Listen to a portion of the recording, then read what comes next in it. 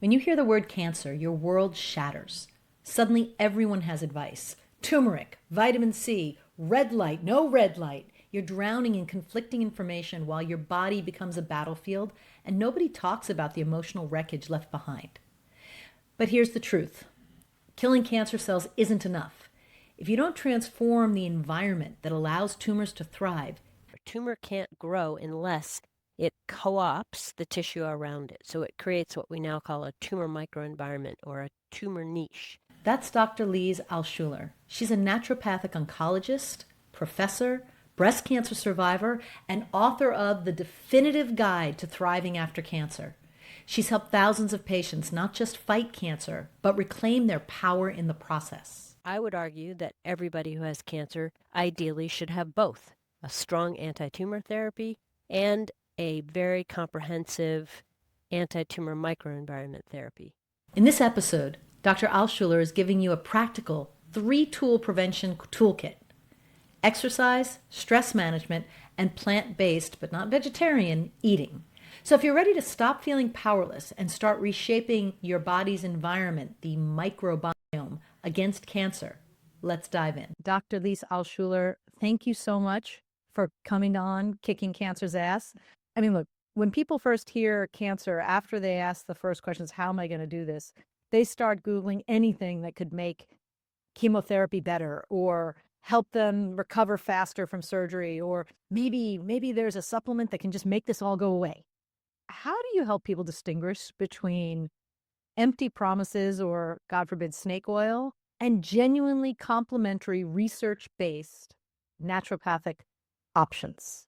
You know, it's actually a little even more complex. So let me set up a really typical scenario, which is diagnosed with cancer. They're like, oh my gosh, my life has just been blown up in a million pieces. All I want to do is try to get rid of this cancer.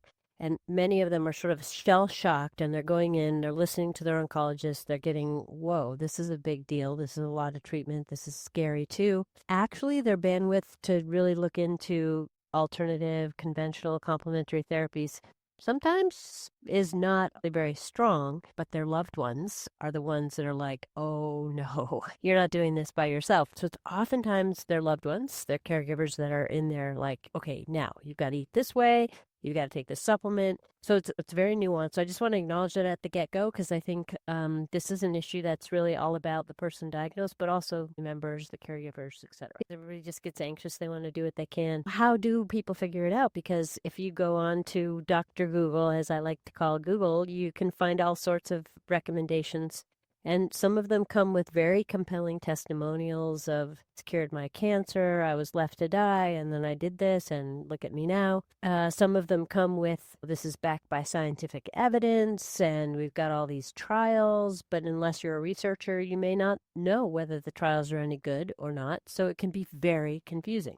The first thing I would say is that there's really no good way to use the sort of, as it currently is, the internet to guide as important a decision as this, which is what can I do alongside my conventional treatment to help me get more out of this treatment, tolerate the treatment better. Now, this may change with the advent of artificial intelligence. There is a little bit more, I mean, there's both like even crazier information and none of it's vetted, and there's also some sites that curate a little bit more of vetted type of information. So, you know, this may change in the near future at the rate AI is growing. But what I would say at the outset is just some general rules of thumb. 1, if it sounds too good to be true, it's probably too good to be true.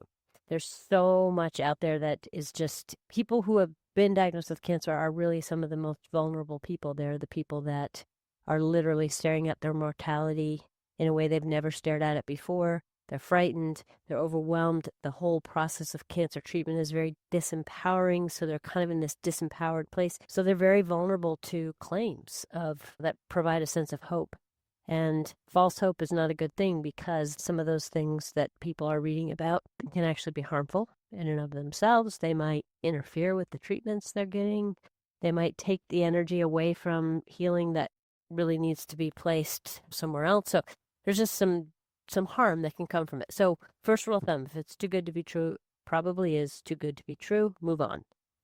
Second is if there's something that sounds kind of legitimate, like this might actually apply to me. This is talking about the kind of cancer I have. This is talking about the kind of stage of cancer I have. This is talking about the kind of treatment that I'm getting. Then I think it's important to vet the information. And ideally, you would be able to vet that with a qualified healthcare practitioner like a naturopathic oncologist. And people can find those at oncanp.org. That's an association where people with board certification in naturopathic oncology are members, and you can find them all over the country. You can also look for naturopathic doctors at naturopathic.org. You can look for integrative healthcare providers, and there's an organization called the Society for Integrative Oncology, which is made up of researchers, but also some clinicians that have an interest in integrative oncology. There's integrative oncology centers now at a lot of hospitals where you can ask there. Pharmacists are usually pretty conservative, but they can be a reasonable source of information. So just vet kind of what you're hearing with an authority or somebody who knows a lot about this area, and just kind of hear them out. And if they say, don't do it, that's not a good answer. Like, why? Why shouldn't I do it? Like, make sure you really have them explain the rationale to you. So that would be my second rule. My third and final suggestion is to really evaluate for yourself using your own kind of intuition and inner knowing. Is this really appropriate for me? Let's say, for example, somebody has breast cancer. They're about to start chemotherapy. They read about something which can help control the nausea. And they look it up, they bring it to the pharmacist, no known interactions with the chemotherapy. You know what? That feels like something good. I want to try it. That seems safe and reasonable. If, on the other hand, they read about something that, oh, you just apply it to the breast and it's going to pull that tumor right out of the skin, you don't even have to get chemo. Boy, that sounds like that would be amazing, but there's something fishy about that. Go with your intuition on that and say, you know what, that does not sound like a good idea for me. So use your own sort of inner knowing as well. I think a thing that makes it hard is sometimes you'll have celebrities saying, I cured my cancer with supplements. And I don't think people understand the difference between neoadjuvant chemotherapy, standard chemotherapy, and prophylactic chemotherapy. A lot of those testimonials conveniently leave out the conventional treatment that, in fact, had a lot to do with their cure, which is kind of crazy. In their mind, they may attribute, because usually these natural therapies, people feel better while they're taking them. So I feel better. It must have been the therapy that cured my cancer. But oftentimes it was actually the conventional treatment that did that, and they just don't mention that. So really make sure that's sussed out in those scenarios. In a lot of cancers, we're moving into neoadjuvant chemotherapy, and that's where the chemotherapy is delivered first before the surgery. And the idea there is to shrink the cancer down to the smallest size possible to make the surgery the least kind of invasive as possible, so less extensive surgery. So there is all of that. An interesting thing for me was they still wanted to do neoadjuvant because they could see how the tumor was responding and what it meant for me. And listeners should know, cancer is like a class of diseases. There are so many combinations of hormones and growth factors and what have you that what worked for me has no bearing on what might work for somebody else. That's why we go to oncologists and naturopathic oncologists, because you are trained in all the various combinations and different interventions. But I think people have to be aware you have neoadjuvant, adjuvant, and prophylactic. And what I heard you say is when you hear a testimonial, you want to poke a little deeper. Like, what were the conventional medical approaches and how did you complement it? Right. In the case of neoadjuvant, as I mentioned also, this is getting more and more common. So this is a big thing. And in your case, now, should you get a recurrence, which hopefully you will not, but if you were to get a recurrence, you would now know which chemotherapeutic agents are most likely to be effective, which is going to be very good for you, which you'll never need. So we have the big therapies, the chemotherapy, the surgery, the radiation. These therapies are very good at killing cancer cells. That's what they have been developed to do. And the practitioners that are wielding those therapies, the oncologists, are very good at determining how to best utilize those tools to kill the cancer. But that's pretty much all those tools do. They don't really address the factors in the body that have been co-opted as a part of the tumor growing process itself to facilitate continued growth of a tumor. A tumor can't grow unless it co-opts the tissue around it. So it creates what we now call a tumor microenvironment or a tumor niche. And that is something that actually those tumor killing therapies unfortunately tend to aggravate. They make a tumor microenvironment even worse. Tumor microenvironments, for example, are characterized by a lot of inflammation, and those therapies are generally very inflammatory. So what the natural therapies do, the supplements, the diet, the mindfulness, all of that, is they change that tumor microenvironment. They make the body less hospitable to cancer growth. And that is very important. I would argue that everybody who has cancer ideally should have both a strong anti-tumor therapy and a very comprehensive anti-tumor microenvironment therapy. So that's why I advocate for an integrative approach so that people get the benefit of both. But if you just rely on the anti-tumor microenvironment therapy, the natural kind of therapies, you're betting on your body's ability with a stronger resistance to being co-opted, that's going to be enough to kill an established tumor. And unfortunately, because of some of the ways in which tumors hide from the immune system, they're self cells, so they're very good at hiding. Like, hey, no, I'm not a bad thing. I'm part of you. Don't attack me, immune system. They're very good at evading immune attack. They're very good at drawing more blood supply, so they kind of overwhelm even a really strong body. So in most cases, it's not enough just to have a strong or a really well-regulated immune system, no inflammation, no insulin resistance, all the characteristics of that tumor microenvironment. Even if you address it perfectly, it's usually not enough in and of itself to kill an existing tumor. So there are always, it's a bell-shaped curve, there are always exceptions, of course, and we need to study those exceptions to figure out why. How did this work? But for the vast majority of us, we're going to be in that middle of the curve where we need something that's going to eradicate the tumor, surgery, chemo, radiation, and something that's going to make my body less susceptible to cancer growth. Because of the way these natural therapies work to support what I call healthy physiology, sort of the most optimal way the body functions, because of that, they do enhance our resistance to the toxicity of these anti-tumor therapies. So they do improve toleration to treatment. And for many people, it's entirely common in my patient population for patients to come back to see me and say, yeah, I look around the waiting room and everybody looks a lot sicker than me. Or my oncologist said to me, what are you doing differently? You're so different than all these other folks I'm treating. So I think that there is something to be said, certainly, for just augmenting wellness during treatment. The other thing I think that we sort of have alluded to, but maybe haven't mentioned directly, is that we're talking about cancer as purely a physical illness, and it is. It's a physical illness. It's a tumor. We know all about why these cells are misbehaving and dangerous, but the implications or the effect of having this disease on the mental, emotional, and spiritual well-being of a person is pretty tremendous. And that needs to be addressed too, because if those implications aren't addressed, then true healing won't happen. So you can go through cancer, get rid of the tumor. You may not have cancer happen ever again, but if you've not taken it upon yourself to really do some soul searching about what having this disease experience has meant, what has it rearranged in terms of your life priorities, and all these things, then the healing from the disease may not fully take place. And, that's also another kind of unfortunate happenstance for some people. I think that this disease really does offer people the opportunity to heal on a very deep, deep level. I think you and I have talked about how our perspective is forever changed in a good way as a result of our experience. Not that we would wish it on anybody, but we've really taken it upon ourselves to heal in a deep way.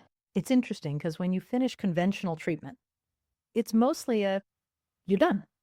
Goodbye. Like, we'll see you for check-ins every 3-6 months, whatever your interval is. But have a nice life. You don't have cancer.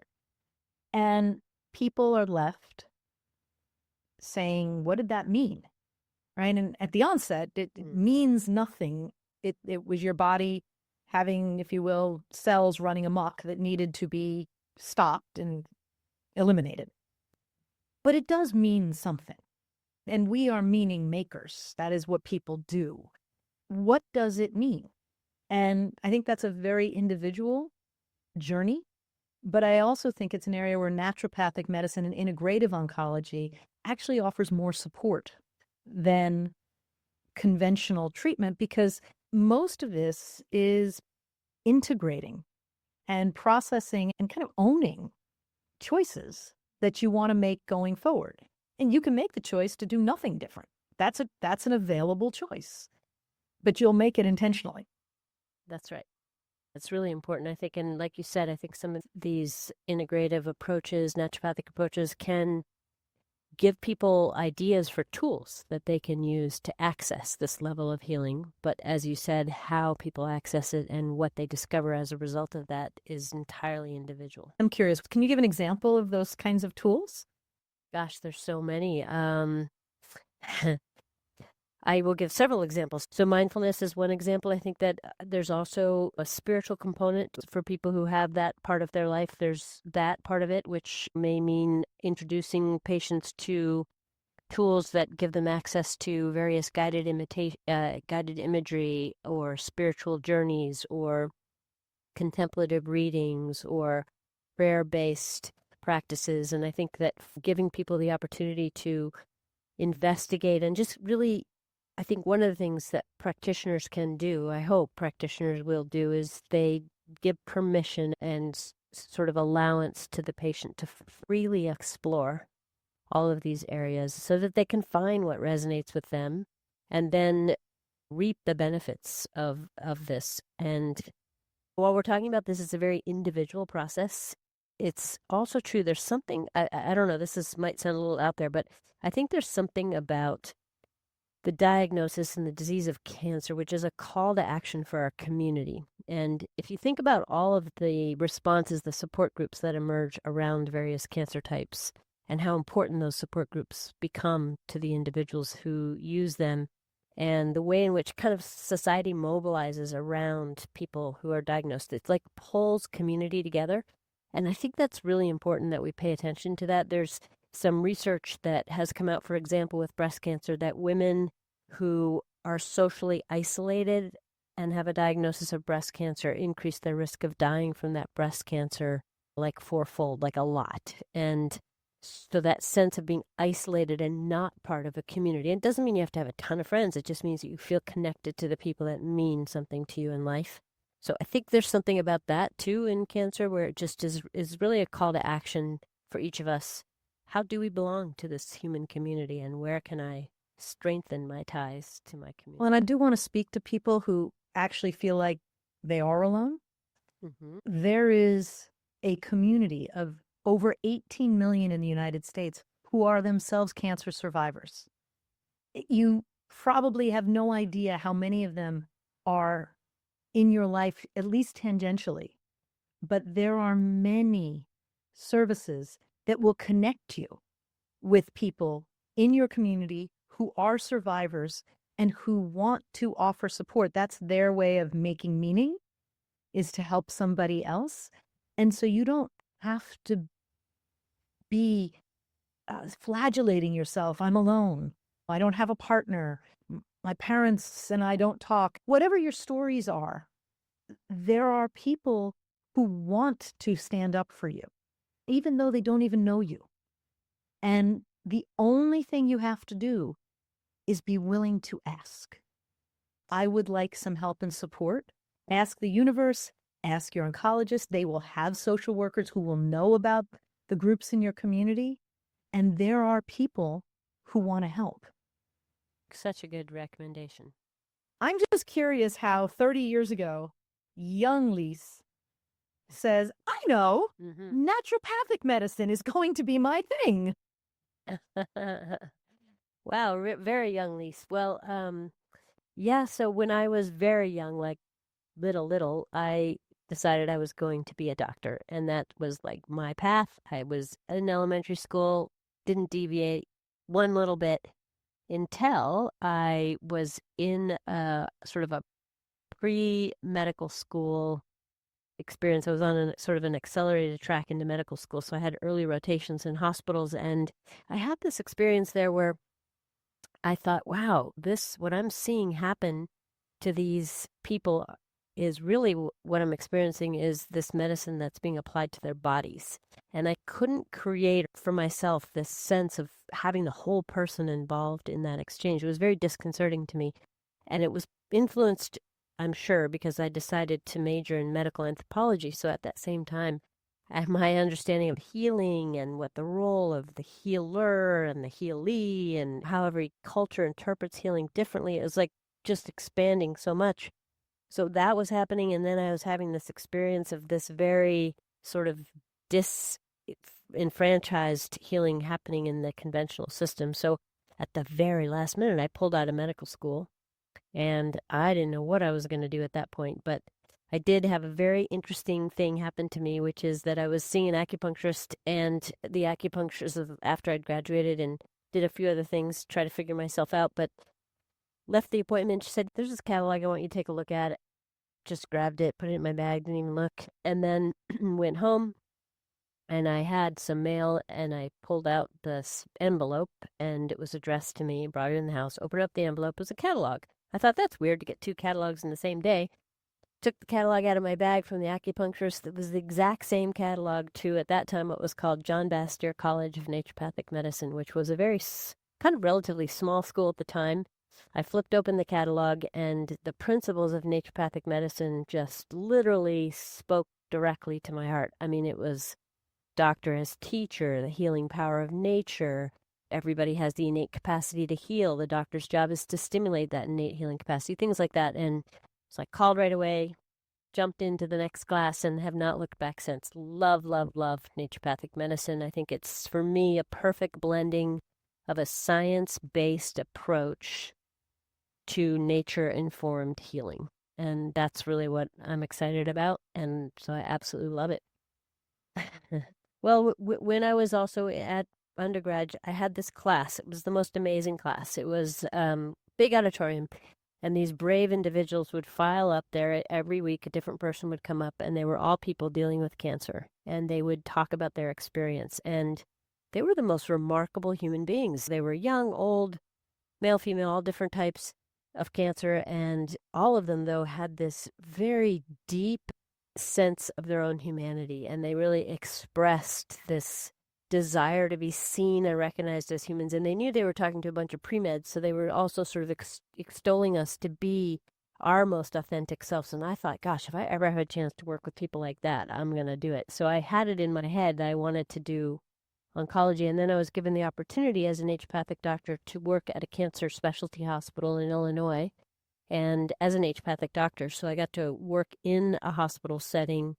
People came from all over to get conventional care, as well as nutritional care, naturopathic care, social work, counseling. And it was just a really integrated system, and really loved it, and just saw the power at that point of, in fact, integrating this more natural approach with a conventional approach, and the power that had on people's wellness. Over the last 3 decades, more and more medical oncologists or conventional oncologists are open to this kind of approach, because the studies say that 80% of their patients are utilizing complementary therapies.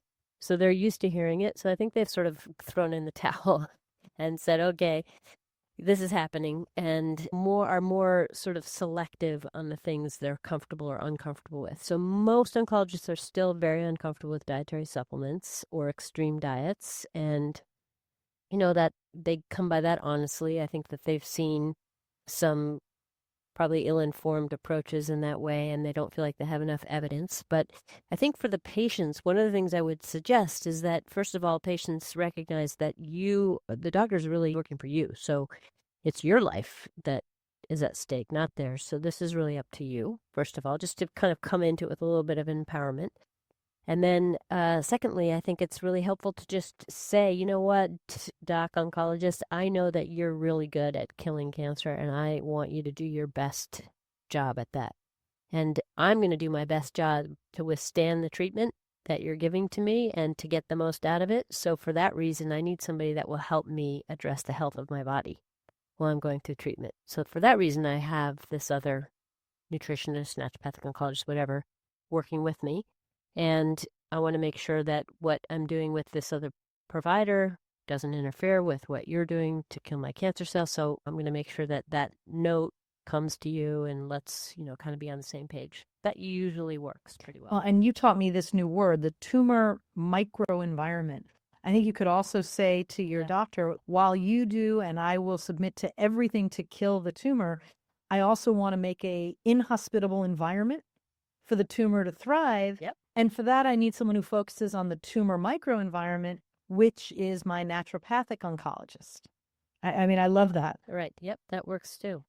Yeah. And I think that most good naturopathic oncologists will be very happy to share their note with the oncologist and are very careful in their recommendations to review the conventional plan to make sure they're not recommending something that would be a problem or would interfere with. There's almost always time between various treatments if there's no, the stakes are too high, no interference, whatever. Rather than triangulate the patient in that case, there's usually time during recovery periods where the more, natural therapies can be used. I think where it gets a little complicated is now more and more people are on what we call small molecule drugs. So these are drugs that are used orally typically, and they're taken every day, often for a long period of time. So this is a good example of this is for people who have kind of recurrent cancer, but it's being managed almost as a chronic disease. So it's not completely gone, but it's not really growing. It's sort of controlled by this treatment. And these medications are not in all cases, but in some cases are very susceptible to interactions with certain herbs or certain even nutrients, in some cases even certain components of the diet. So if somebody's on a drug like that, they need to really make sure that they're under the care of a naturopathic oncologist who knows how to look for these interactions and is being very conscientious about not creating potential interference, because those little molecules, which have a very narrow, what we call therapeutic window, so they can't be budged too much. They can't have anything interfere, make them get metabolized too quickly or excreted too fast. So when you're on a small molecule drug like that, it's important to really be in the hands of qualified providers. Yeah, I think a good rule of thumb is don't keep secrets from any of your doctors. Can you talk a little bit about vitamin C? Because some people want vitamin C as a supplemental treatment, and yet you can hear from a conventional oncologist that the vitamin C in my drink, well, that was no go, but an IV vitamin C might be a go. Can you explain that? Yeah, it's two totally different things, because when you take vitamin C, your body, most people can't really utilize more than about 500 milligrams at a time. Even that's pushing it. Probably it's more like 250 milligrams. So we take like 1,000 milligrams of vitamin C. Most of that just gets kind of eliminated, and maybe it gives you a little bit more regularity in your bowel movements, but it's not really being used. However, when whatever is used is primarily used to augment the immune system's ability to attack incoming virally infected cells, or it's being used to augment the body's antioxidant defense system. So that can be somewhat problematic with certain chemotherapies that are working primarily as oxidants. Not all chemotherapy does this, so it's not every single one, but there are some chemotherapies that really are killing cells because they're generating a huge amount of oxidative stress, which cancer cells are less equipped to handle, and then they're more preferentially killed. So theoretically, if you have a lot of extra vitamin C antioxidant floating around, it could interfere with that cytotoxic effect. So that's, in essence, kind of the argument against oral vitamin C. Now, intravenous vitamin C is delivered in such a significant quantity. Like people with intravenous vitamin C are typically getting minimum 20 grams, or that's 20,000 milligrams, up to 75,000 milligrams. Very different dose than that 250 milligrams or 500 milligrams. And at that dose, the way that the vitamin C works in the body is it actually acts like an oxidant itself. So it's kind of like a natural chemotherapy. Not as strong, But in that sense, it can be actually quite synergistic with some of these even oxidative chemos because it's not an antioxidant anymore. It's generating this, what we call tissue peroxide. So it's kind of adding to that oxidative stress, especially at the level of the tumor. And there, admittedly, the body of research is not what an oncologist would characterize as very strong, but there are some clinical trials that demonstrate some improved efficacy when IV vitamin C is used concurrently with conventional treatment, and definitely better toleration. So it does appear to improve people's energy and kind of their vitality as they're going through treatment. So it's kind of apples and oranges in a way. Which is interesting because you think it's vitamin C, but it turns out the concentration and the delivery mechanism apparently matter a lot. So let me ask the, no pun intended, $64,000 question. The naturopathic oncology, things like supplements or intravenous vitamin C, how does one pay for them? Is that something that insurance is starting to cover, or is that out of pocket? Most naturopathic therapies, most naturopathic providers are not covered by people's conventional insurance. There are some private insurers that will cover the visits, but most don't cover the supplements or the IV treatments. Organizations that will provide financial support to people diagnosed with cancer based on need. And that's something that people can ask their local cancer support center about to see what organizations they can get hooked into in that regard if they are running into financial trouble. And then the other thing I would say is just don't hide that from your integrative provider. If you're on a budget and you're getting close to exceeding it, let your integrative provider know, because chances are there are maybe less effective but still effective alternatives that provider can suggest that won't cost as much. You actually need to take away some of the financial bite of facing cancer because you're often not able to work at full capacity. And so you've got bigger expense and lower income. I just want to underscore the importance of this point that you've raised, because financial toxicity is a big issue in people diagnosed with cancer. It's a real thing. I mean, I've seen patients who have burned through their insurance on conventional treatment and they're now facing huge medical bills. So it can happen on the conventional side.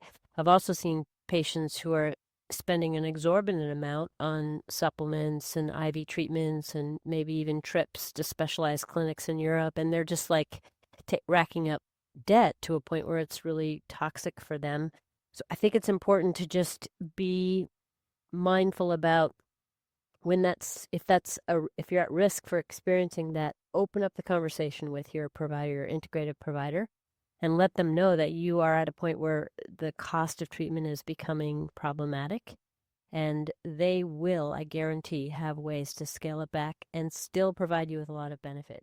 I want to talk about financial toxicity because that is a conversation about your financial condition to have early, to not be embarrassed to say to a social worker, I am worried about how to pay for treatment, how to pay for my life, how to pay for childcare. Like, there are lots of things to worry about. I built a rough calculator with my financial planner on joellekaufman.com so people can just play with what are the factors that can lead me to a place where I'm financially stressed. And the big message is know well in advance where that point is so you can talk with your naturopathic doctors, so you can talk with your conventional medical doctors and your employers and all these different options. There are even foundations and all kinds of services to try to help avert a financial crisis. The key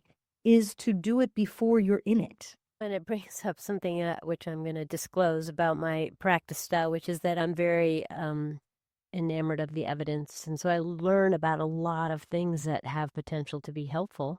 So it's not uncommon for me to recommend quite a few things to my patients. And I definitely withhold back on a lot of things as well, but what I present to the patient can often be like, whoa, this is a lot. And at first, of course, patients are like, I'm going to do everything I can. Whatever you say, you've given me good rationale, I'm in.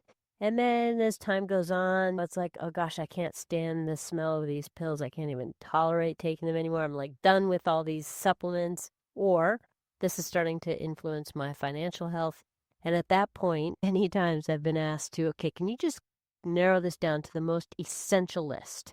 And it's, of course, a really hard thing for me to do because I've recommended everything with the patient's best interests at heart, but I can always do it. I can always come up with a smaller list that I still feel good about and I know will help that patient. I know there's like this tendency, I think, with cancer, especially because it's so big and so onerous and so scary, like to throw everything at it. Like, just, we got to do everything. And it's important to just also exercise the discipline of, okay, maybe just what I can do is going to be enough. That's what I can do for whatever reason, and that is enough. Exactly. So, Lise, how did your own cancer journey impact your practice and how you kind of see the cancer journey for your patients? I would really say my cancer journey started with my father, who, when I was working at that cancer specialty hospital, he was diagnosed with pancreatic cancer at a very advanced stage. In fact, he was told when he was diagnosed that he had, at best, 3 months left. And so his journey then, which I was deeply involved with, he used to call me his daughter doctor, uh, lasted for 17 months. But what was remarkable is that over that 17 months, of course, he outlived his prognosis, but he turned to me and he said, I just want you to know I really thank you because I have felt healthier this last year than I have felt in a very long time. So he lived really well after his diagnosis, even though he did die from his pancreatic cancer in the end. But that taught me a lot. That taught me really about, even in the face of a very aggressive diagnosis, how powerful an integrative approach could be for somebody's wellness and improved longevity. And about 2 years after his death, I was diagnosed with breast cancer myself. And my first reaction was really like, I still have more to learn about this cancer.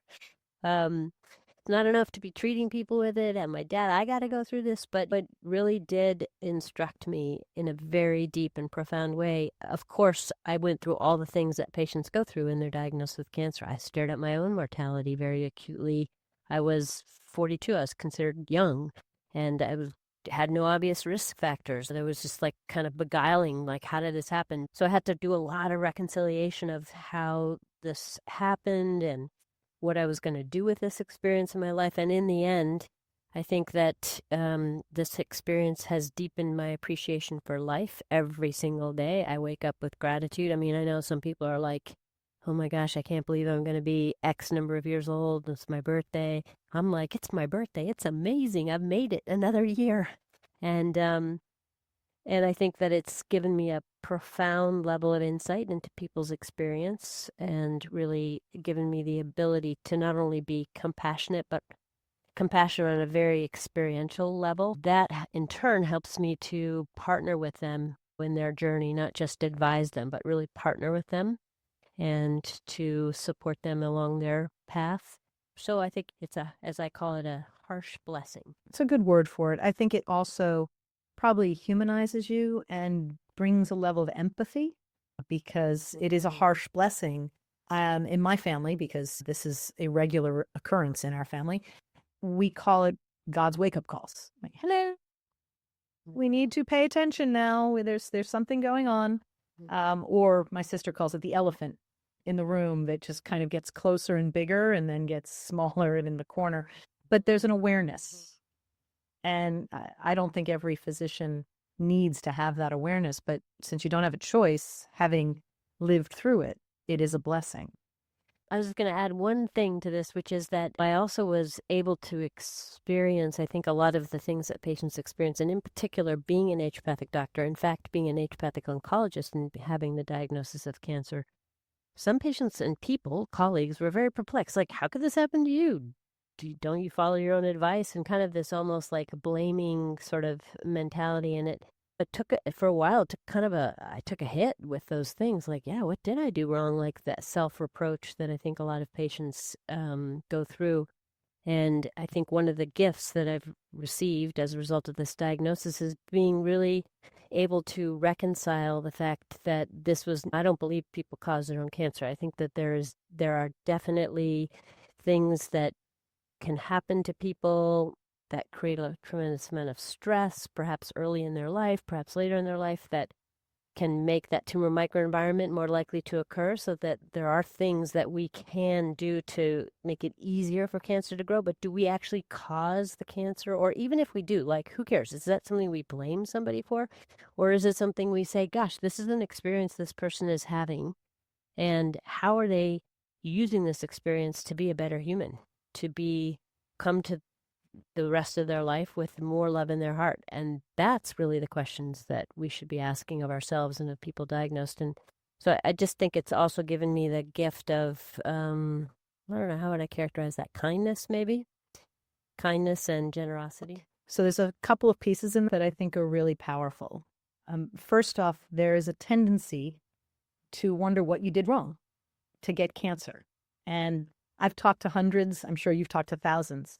And when I'm talking to them, they've been diagnosed and they like, what did I do wrong? I said, nothing.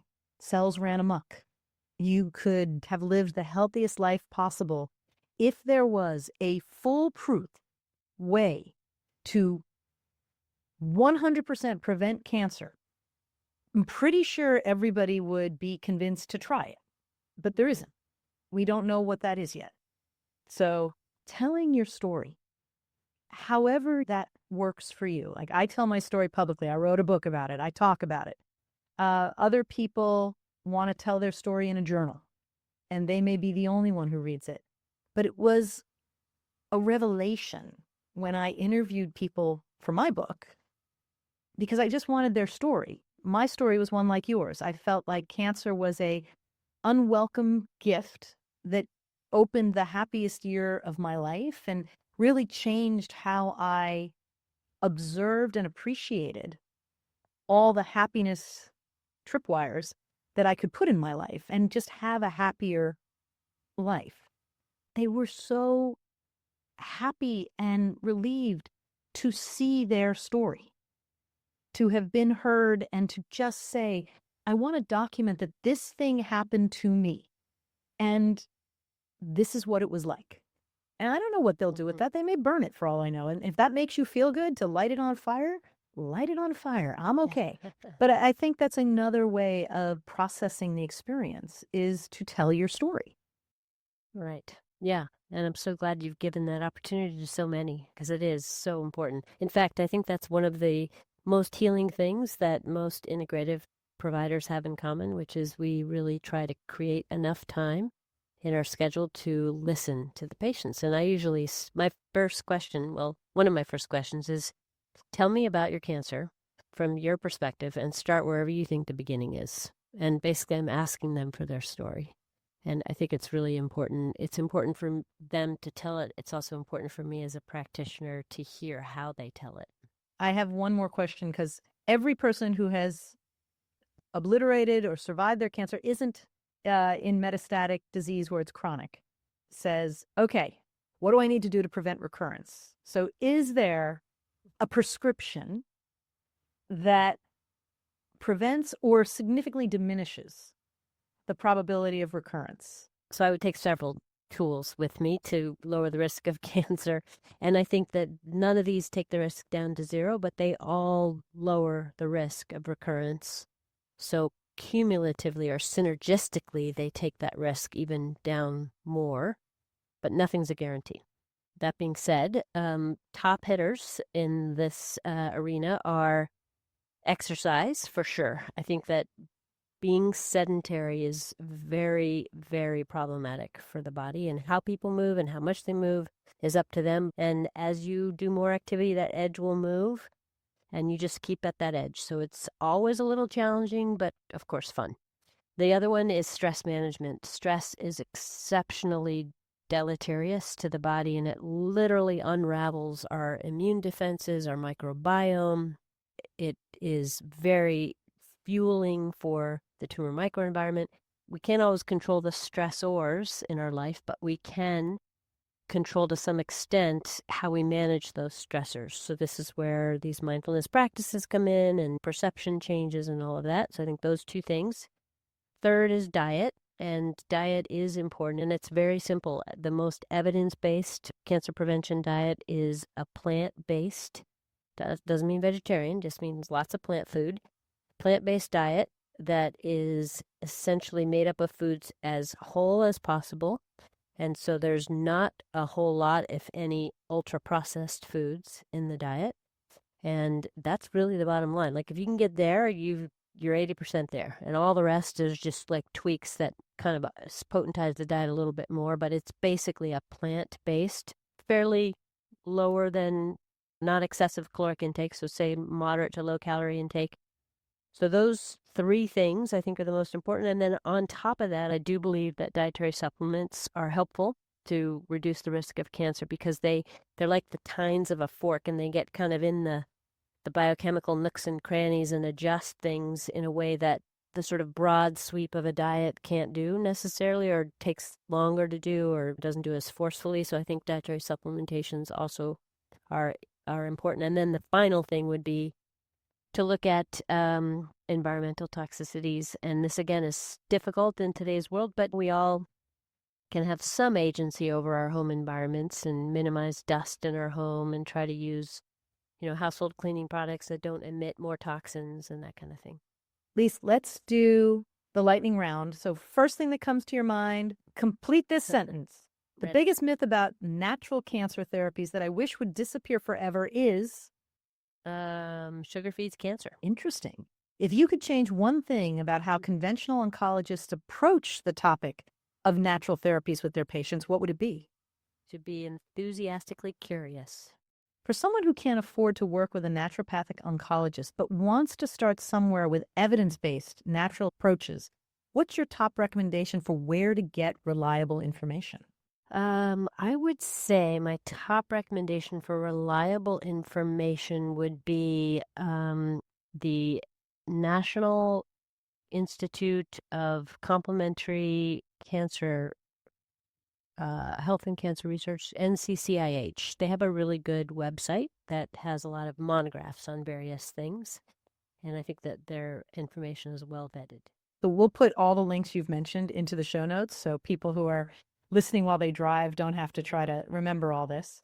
All right, what's your advice for someone looking to kick cancer's ass?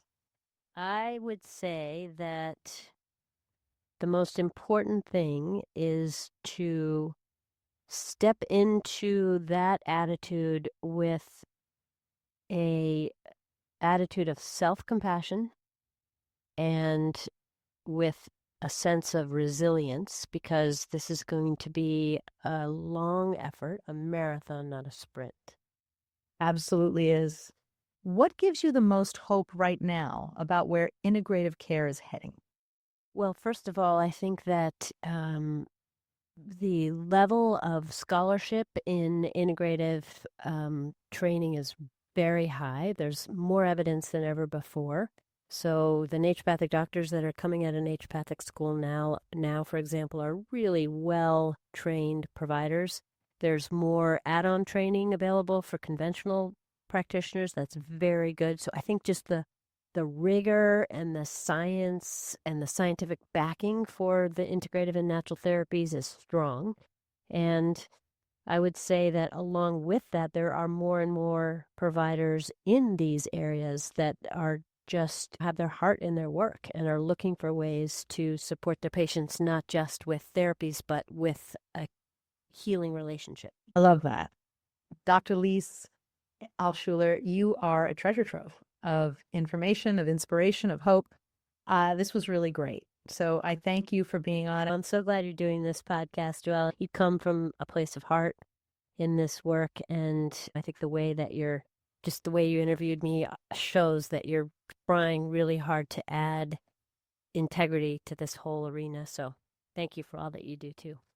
If you want to get the transcript from this episode, if you want to read some articles that we're putting together based on this episode, the only way you can support the podcast is by becoming a subscriber at kcapodcast.com.